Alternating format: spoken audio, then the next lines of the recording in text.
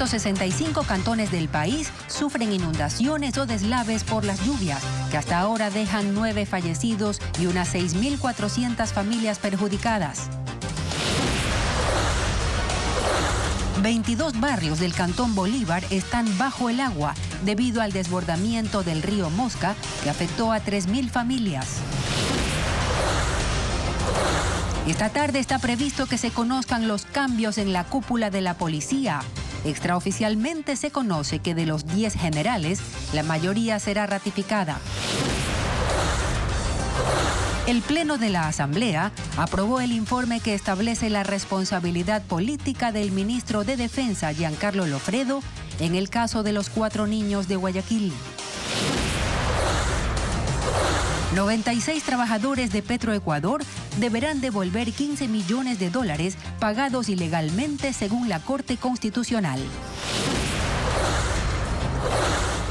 En la tercera entrega de la serie Los Chicos de la Mafia, La Generación Perdida, Televistazo muestra cómo las bandas se conciben como empresas, donde cada menor puede producir hasta $4.000 por cometer delitos.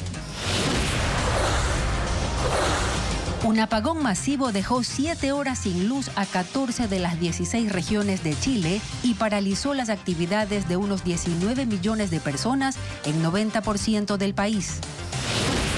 Buenas tardes, amigos. Iniciamos con la información este miércoles 26 de febrero de 2025. Barrios enteros han quedado bajo el agua tras las fuertes lluvias que se han reportado en algunos cantones del país. Marisabel. ¿Qué tal, Gaby y amigos? Ya hay miles de familias afectadas tras las precipitaciones que causan pérdidas de cultivos y enseres.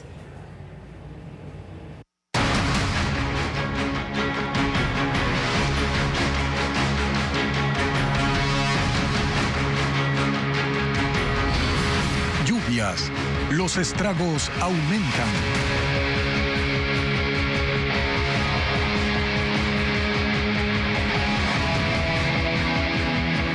El Cantón Bolívar está en alerta roja por el severo invierno que azota a Manabí. En Calceta, su cabecera cantonal, el 60% de la ciudad está inundada tras el desbordamiento del río Mosca. Barrios enteros, centros de salud y escuelas han quedado bajo el agua, mientras cientos de familias intentan rescatar lo poco que pueden. Ya hay al menos 3.000 familias afectadas, según el COE cantonal. Karen Ceballos recorrió la zona.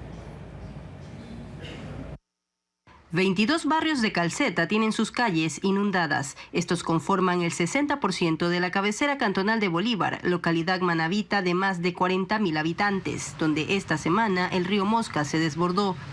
El paso vehicular es complicado, por lo que varias intersecciones tienen cintas o vallas de seguridad. Las personas acceden a sus viviendas a pie. En sectores más bajos, como las ciudadelas San José e Inés Moreno, el agua ingresó a las viviendas. Jenny Murillo está desconsolada. Sus colchones y enseres se empaparon. Su casa se mantiene anegada. Fue en 10 minutos, fue rapidito esto. Ya no podemos alcanzar a sacar nada.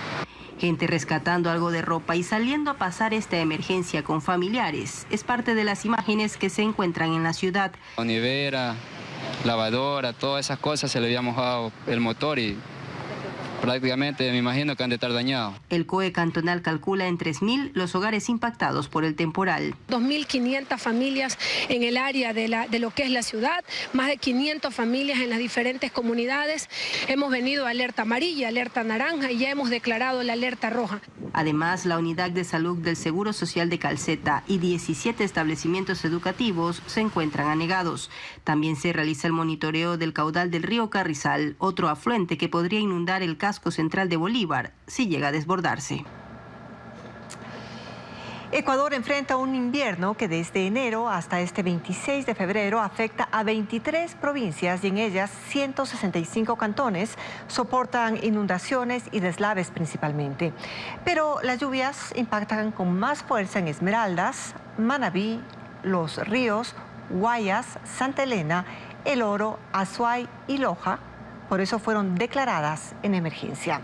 Las precipitaciones dejan 9 fallecidos, 6.433 familias perjudicadas y de 6.000 viviendas afectadas, 35 quedaron destruidas.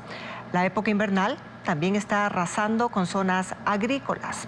Las lluvias afectaron a 1.449 hectáreas de diferentes cultivos y el 61% se perdió según el Ministerio de Agricultura, que además asegura que las pérdidas económicas ascienden a $1.468.000. Los estragos del agua también afectan a 54 carreteras que están parcialmente habilitadas y las vías en 3 provincias están bloqueadas. En Sucumbíos y Napo, la vía Yede Baeza Lago Agrio está cerrada para vehículos pesados desde las 19 hasta las 5 horas. Y en Azuay, la vía Cuenca Girón Pasaje permanece cerrada en el kilómetro 22, sector Portete de Tarqui.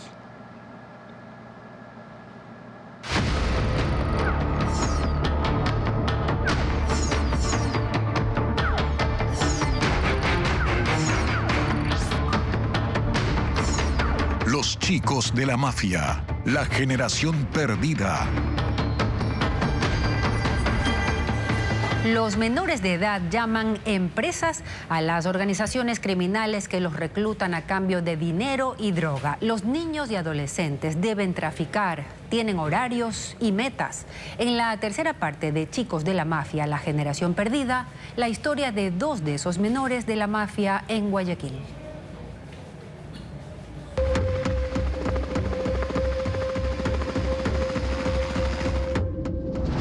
Raúl está a días de ser mayor de edad. Estuvo 5 años en una organización criminal a la que él llama empresa. La describe como rentable, pues ahí logró tener dinero fácil y rápidamente. Pero desde hace 4 meses huyó de esta mafia que tiene un esquema de venta y distribución de drogas al menudeo.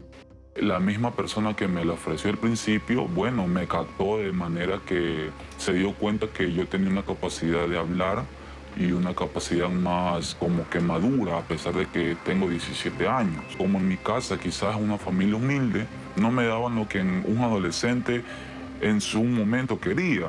Entonces él siempre entró por el lado de lo económico. Él me dijo, con esto vas a ganar dinero. Una vez que me reuní con él en su departamento, encontré una mesa llena de sustancias y él me dijo, tú tienes que vender.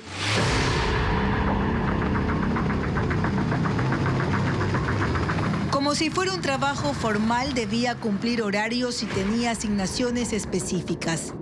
Empezaba a trabajar de lunes a viernes. Yo vendía 200 de 8 a 11 de la mañana. Completaba las 200. De ese porcentaje me daban el 5%, que eran $20. Y así hasta las 11 de la noche vendía 200 más. Me estaba llevando casi $50, $60.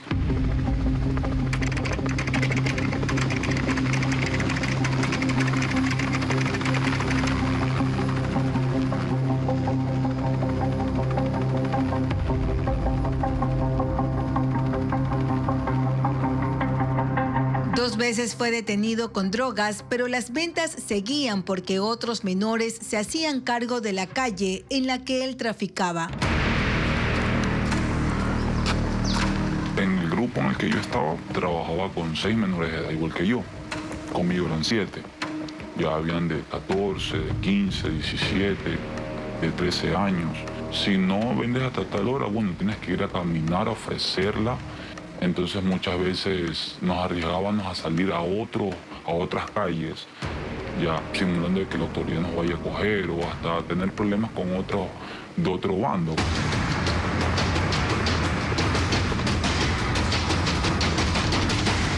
Él dejó el colegio para ingresar a la mafia. Lo mismo hicieron otros compañeros, al punto que algunas aulas de clases de ciertos colegios lucen semivacías. Porque me fugaba del colegio, dejé los estudios a un lado.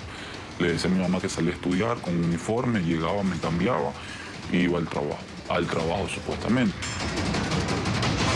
Los adolescentes son, dice, el último eslabón de un esquema criminal amplio. La empresa está conformada por el cabecilla, las 2 manos derechas y las personas que ponen en práctica lo que ellos dicen, que somos nosotros, los menores de edad. ¿Por qué? Porque los cogen y no pagan mucho tiempo adentro. El plan lo da el cabecilla y sus aliados, pero nosotros somos los que vamos a poner las dinamitas, las bombas, vamos a matar si nos toca matar, secuestrar si nos toca secuestrar, porque es la orden que viene.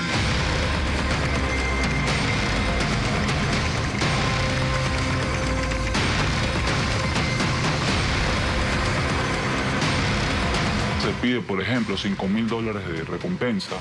Entonces, de los $5.000, $1.000 es para cada uno. Los otros $3.000 para el dueño de la empresa. El sicariato es el negocio más rentable y menos pagado para los adolescentes. ¿Por qué? Porque a lo mucho te pagan $100, $200 por un asesinato. A él siempre le gustó leer y se aferra a los libros. Ahora permanece en este cuarto lejos de su entorno familiar, académico y social. No quiere morir ni ir de nuevo a la cárcel, por lo que ha decidido quedarse aquí porque no encuentra otra forma de superar su adicción a las drogas y al dinero fácil.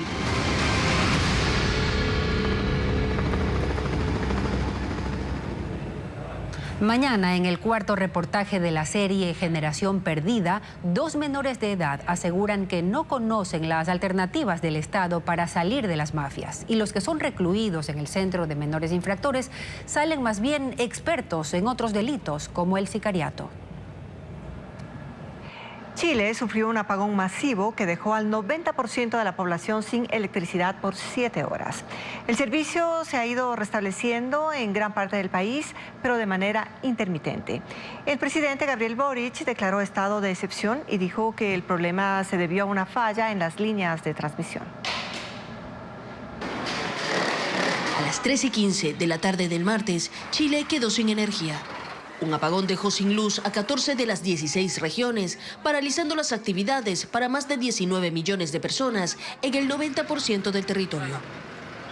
El fallo eléctrico dejó sin servicio de telefonía móvil a gran parte de la población. Detuvo la mina de cobre más grande del mundo y provocó cortes de agua por la detención de bombas eléctricas. La tercera noche del Festival de Viña del Mar fue suspendida. La noche llegó y Chile seguía a oscuras, mientras miles de personas intentaban llegar a sus hogares en medio de la falta de transporte, el cierre del metro y el caos vehicular. Lo peor de la crisis se mantuvo por 7 horas.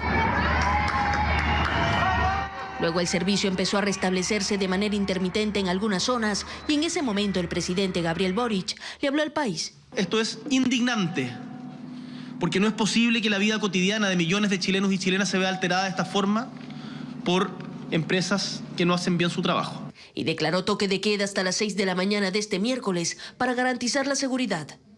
El coordinador eléctrico nacional explicó que el problema comenzó con una falla en una línea de transmisión de alta tensión que conecta el desierto de Atacama con Santiago, provocando una cadena de sobrecargas. El norte de Chile continúa sin electricidad, mientras que en otras zonas del país el servicio aún es inestable. La salud del Papa Francisco se mantiene estable y para las próximas horas se espera un nuevo parte médico con los resultados de la tomografía de tórax que le realizaron en la tarde del martes para conocer más sobre la neumonía bilateral que presenta en sus pulmones. Según los reportes, por ahora el estado general del pontífice no ha variado. No ha habido otra crisis respiratoria como la del fin de semana. Descansó durante la noche y en el día pasa varias horas sentado en un sillón despachando asuntos pendientes.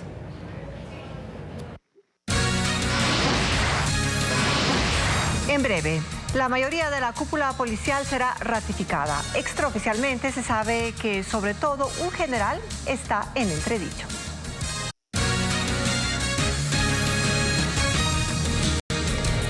Aún no se oficializan los posibles cambios en la Policía Nacional luego de que el ministro del Interior pidiera la disponibilidad de la cúpula. En la institución se conoce que la mayoría de generales podrían ser ratificados, como informa Fabiola Santana.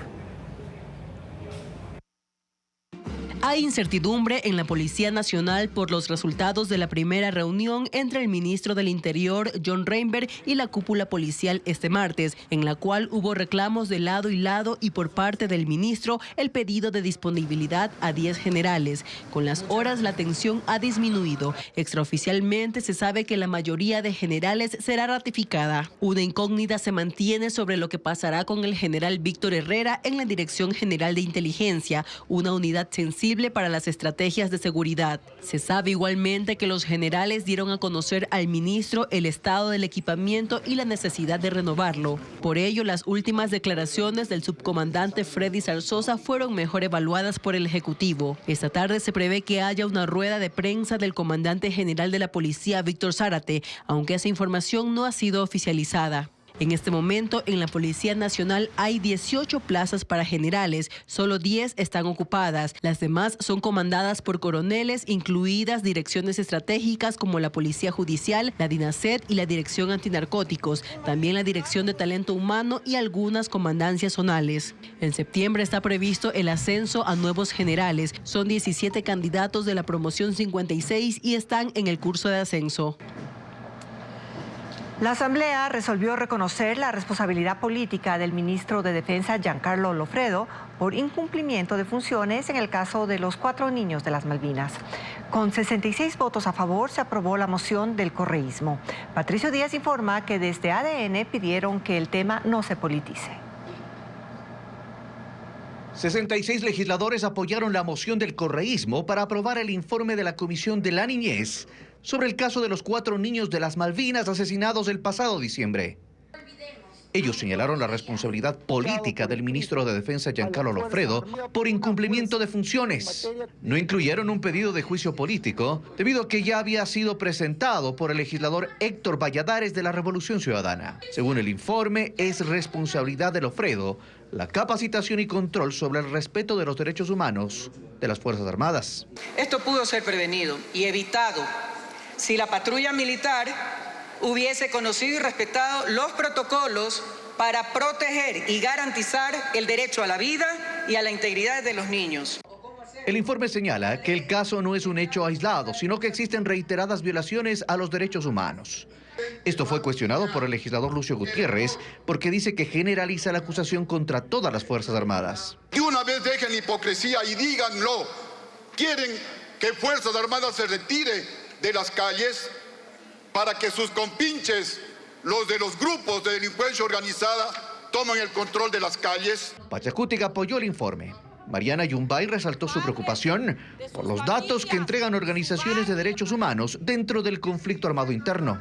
No podemos permitir que estos crímenes queden en el olvido. No podemos seguir normalizando la impunidad. No podemos seguir contando historias de dolor. El oficialismo cuestionó que se haya utilizado el crimen de los 4 niños de manera política y hasta electoral. Pidió que se tome en cuenta también las inacciones de la justicia y se haga seguimiento hasta que se condene a los responsables. Y saber que el principal sospechoso del asesinato de estos jóvenes, de estos niños, fue liberado por un juez. Y no decimos nada de estos casos. ¿Por qué solapamos al sistema judicial corrupto? El oficialismo construye y parte del Partido Social Cristiano se abstuvieron. Sin embargo, las resoluciones se aprueban con mayoría simple, no con los 70 votos como para aprobar o negar una ley, sino con la mitad más 1 de los asambleístas presentes. 96 trabajadores de Petroecuador deberán devolver $15 millones. La Corte Constitucional tomó la decisión en un nuevo caso de mal uso de sentencias judiciales para cobrar valores indebidos. Francisco Garcés con los detalles del caso.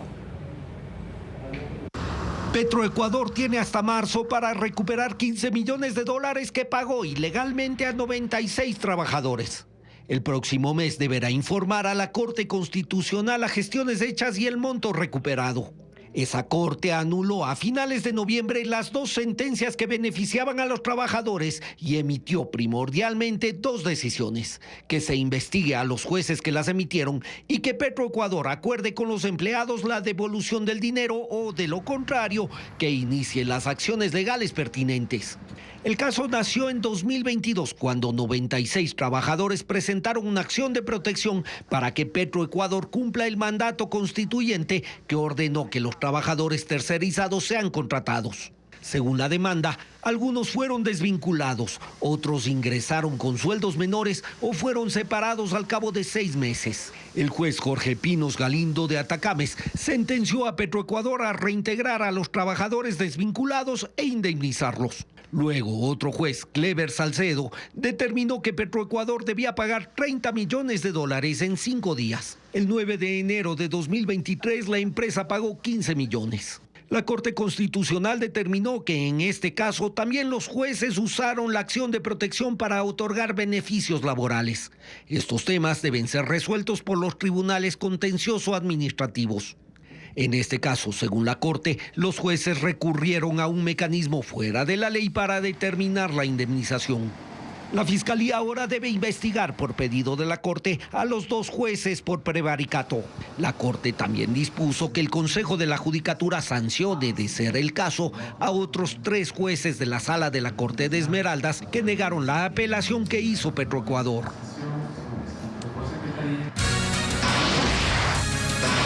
Mucha atención, habrá remisión de intereses para los conductores que paguen sus deudas con la Agencia Nacional de Tránsito.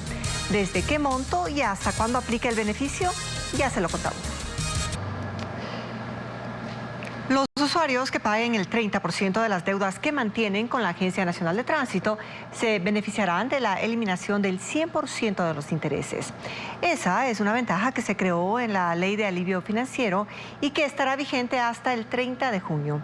Este beneficio no aplica para las multas por infracciones de tránsito que son impuestas por los gobiernos municipales. El presidente de Ucrania, Volodymyr Zelensky, señala que un acuerdo con Estados Unidos para la explotación de recursos minerales en su país es solo una parte de un entendimiento más amplio y que requiere de garantías de seguridad para el futuro de Ucrania respecto de la invasión rusa. Es posible que Zelensky viaje el viernes a Washington para firmar el acuerdo y ha señalado que ese día espera oír del presidente Donald Trump si va o no a detener el apoyo de Estados Unidos a Ucrania. El gobierno de Donald Trump exige que quienes permanecen de manera ilegal en Estados Unidos se registren en una nueva base de datos o corren el riesgo de ser multados y encarcelados. La iniciativa busca dar con inmigrantes indocumentados que no están en el radar de las autoridades y fomentar que abandonen el país en forma voluntaria. La política del gobierno estadounidense contra la inmigración irregular se refuerza ahora con una medida para detectar y localizar a todos los indocumentados y amenaza con castigarlos si no presentan su información en una base de datos mediante un formulario en línea. La norma está dirigida a hombres y a mujeres de más de 13 años de edad que permanecen sin permiso, aun si en su momento entraron con una visa. Si bien muchos indocumentados son interrogados y sus datos recopilados por la Guardia Fronteriza cuando los detienen en los pasos ilegales, hay otros que evaden los controles y logran pasar a territorio estadounidense. Aquellos que no cumplan y sean ubicados luego pueden ser objeto de procesos penales que incluyen multas de $5.000 y prisión de hasta 6 meses con el riesgo posterior de deportación. Información publicada por diarios estadounidenses señala que el registro requiere que los inmigrantes proporcionen información personal, así como las huellas dactilares y direcciones de residencia. Tienen solo 30 días para hacerlo. Quienes antes han solicitado asilo o permisos de trabajo están exentos del trámite, ya que las agencias de gobierno tienen sus datos. La secretaria de Seguridad Nacional, Kristi Noem, que hace una semana lanzó una campaña para advertir a los indocumentados que no son bienvenidos, explicó que esta nueva política tiene como objetivo ofrecer a los inmigrantes 2 opciones: regresar a sus países de origen y desde ahí seguir el proceso legal para ingresar a los Estados Unidos, o enfrentar las consecuencias de permanecer en el país sin autorización. En Israel, una multitud dio el último adiós a la familia Vivas, la madre y sus 2 niños que murieron en Gaza luego de ser secuestrados por terroristas de Hamas. Yarden Vivas, el padre y único sobreviviente, pidió perdón a su esposa y a sus hijos por no poder protegerlos. Miles de personas acompañaron a la familia Vivas en el sepelio de Shiri, una mujer de 32 años y de sus hijos Ariel de 4 años y Kafir de 9 meses, cuyos cuerpos fueron entregados por los terroristas de Hamas después de haberlos secuestrado el 7 de octubre de 2023. Los dolientes se reunieron en el borde de la carretera para acompañar el cortejo funerario en la ciudad de Rishon LeZion, en el sur de Israel. Yarden Vivas, el padre de los niños, fue secuestrado por separado y liberado vivo en una entrega diferente a principios de este mes. Ante la multitud recordó la última vez que habló con su esposa. Cuando estábamos en el búnker pregunté si debíamos luchar o rendirnos. Dijiste luchar, así que luché. Shiri, lamento no haber podido protegerlos a todos. Si hubiera sabido lo que sucedería, no habría luchado. Y pidió perdón a sus 2 hijos por no poder protegerlos. Ariel, espero que no estés enojado conmigo por no estar allí para ti. Pensé en ti todos los días. Kafir, quiero que sepas que te amo mucho y que te extraño mucho. Israel dice que los niños fueron asesinados por sus captores, mientras que Hamas asegura que la familia murió en un ataque aéreo israelí en noviembre de 2023. La hermana de Yarden, Ofri Vivas, dijo que el perdón no tiene sentido hasta que se investiguen los errores y todos los funcionarios asuman la responsabilidad por algo que nunca debió haber ocurrido. Los cuerpos de los 2 niños fueron devueltos a Israel el jueves pasado. Los restos de Shiri fueron entregados e identificados por las autoridades el viernes, después de que inicialmente Hamas entregó el cuerpo equivocado, que no corresponde a ningún rehén. En la comunidad de Peguche del cantón Otavalo, la celebración del Paucar Raimi no solo marca el florecimiento de la tierra, sino también el regreso de cientos de migrantes que han hecho su vida en otras latitudes. Este año el comité organizador ha planificado 20 eventos, el más importante es el Mundialito Indígena de Fútbol. 25 equipos conformados por indígenas de Imbabura disputan el torneo. Cristian Tinajero con los detalles. Es tiempo de Paucar Raimi, cuando los otavaleños que viven lejos sienten el llamado de su tierra y regresan para reencontrarse con sus raíces, sus tradiciones y su gente. Desde mediados de enero, los primeros migrantes comienzan a llegar a Peguche. Este año, alrededor de 1.500 otavaleños, residentes en 12 países, han dejado sus trabajos en el extranjero para vivir esta festividad. En esta edición, Luz María Córdoba fue nombrada Achimama o madrina de la celebración. Estamos encantados por encontrarnos con todas las familias que están a nivel mundial. 20 eventos deportivos y culturales, programados hasta el 8 de marzo, darán vida a esta festividad. Entre ellos destaca una pasarela de moda andina, el Runacay, que es una fiesta de gala indígena, el baño ritual, conocido como Tumarina, y el Mundialito Indígena de Fútbol, el corazón palpitante de la celebración. 25 escuadras en representación de comunidades indígenas de Imbabura se enfrentan en este campeonato. David Cachihuango, de 20 años, trabaja en Países Bajos. Regresó hace una semana para integrarse a la selección de Peguche. Pues en Holanda también entreno, tengo también un equipo con quien juego fútbol. Otro migrante que regresó para la celebrar Alpargata de Oro. Como todos los años estamos siempre acá reuniéndonos para estos campeonatos, ¿no? Y este año la emoción se eleva con la presentación de un trofeo único. Un escultor local adaptó el diseño de la Copa del Mundo para capturar la esencia de su cosmovisión andina. Hombres indígenas cargando el balón, un símbolo de unión y fortaleza. Además, los ganadores de la edición 29 del torneo recibirán un toro y $10,000 como premio. Y para quienes no podrán estar presentes, los partidos se transmitirán en vivo por Facebook, permitiendo que la diáspora indígena y los amantes del fútbol se conecten y celebren juntos esta manifestación de orgullo y tradición. El primer gol de la selección de...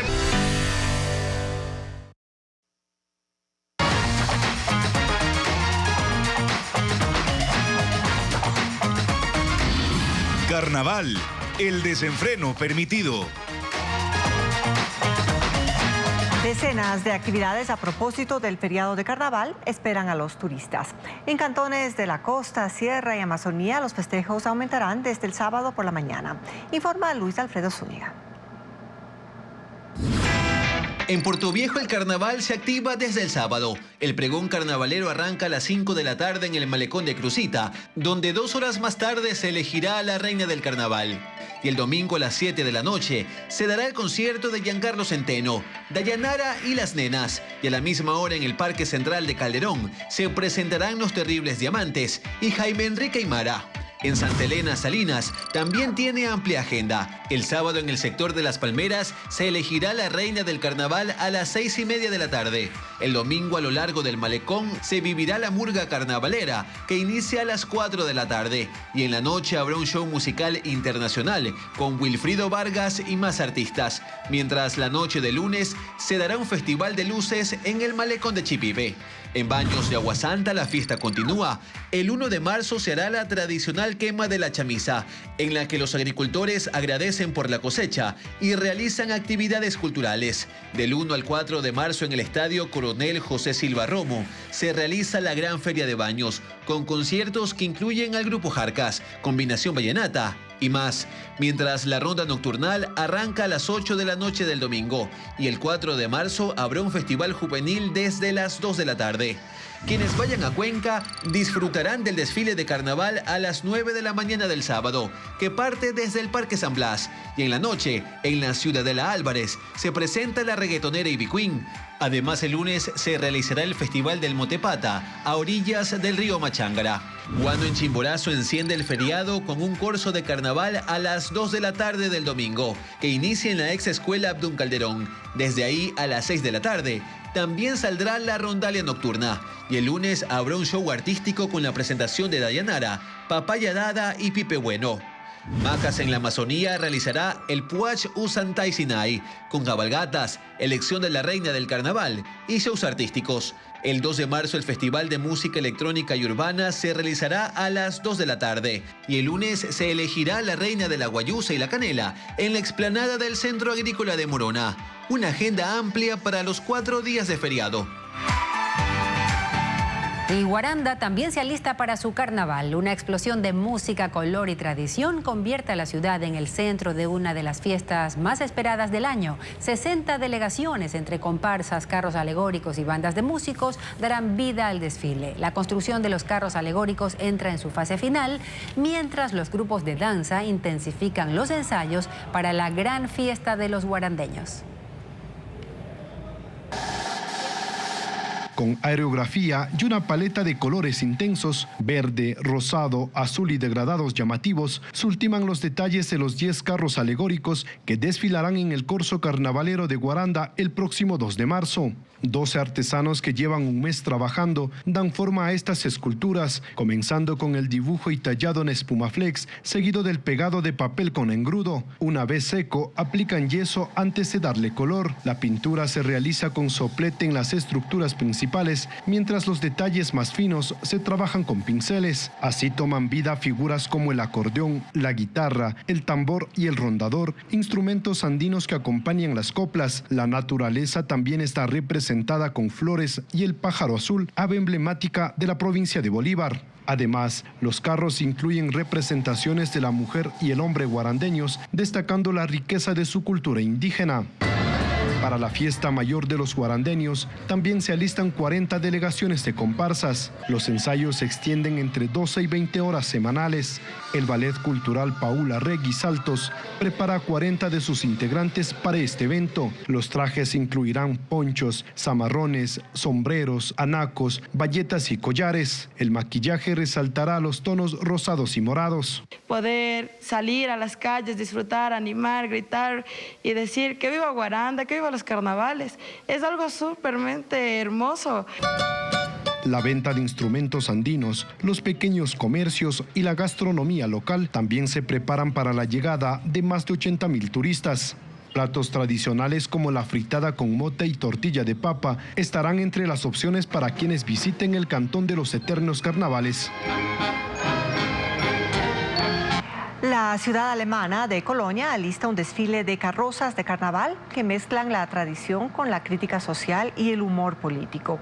Los protagonistas de este año serán líderes mundiales como Donald Trump y Vladimir Putin. Figuras gigantes de los personajes que ocupan los titulares de la prensa mundial se alistan para un colorido evento en Alemania. Son las carrozas que recorrerán las calles de Colonia el próximo 3 de marzo en el desfile del lunes de las rosas por el carnaval. Cada año abordan temas políticos nacionales e internacionales con humor mordaz, y este año no es la excepción. Este carro alegórico, por ejemplo, muestra al presidente estadounidense Donald Trump con las figuras de la Dama de la Justicia y la Libertad arrodilladas como domadas por él. Su creador dice que el concepto surgió antes de que ganara las elecciones, pero que queda perfecto con el contexto actual. El presidente ruso también está representado. En una aparece sentado, acariciando un gato con el rostro del líder de Corea del Norte, Kim Jong-un, pisando una paloma de la paz. El multimillonario Elon Musk y líderes de Europa también serán parte del desfile satírico que combina la tradición del carnaval con el ingenio y la crítica social.